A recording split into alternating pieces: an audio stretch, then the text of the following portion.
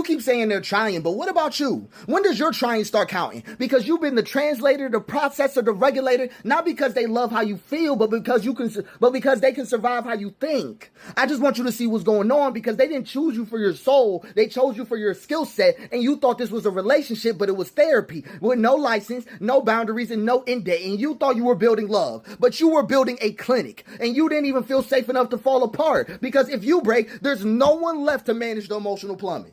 If you cry, they panic or they vanish. But it was because you were never allowed to be anything but stable around them. You weren't loved, you were dependent on. And there's a difference. There's a difference. You weren't built for this kind of exhaustion, this kind of spiritual case management. That you weren't built for that. That isn't true. This much intake with no reciprocity, with no feedback form, with no thank you, no, just a body that holds it all and a mouth that doesn't dare to ask to be held in return. That's what you think you were built for? You were made to be whole. The truth that you've been too afraid to say. Right? Beyond that,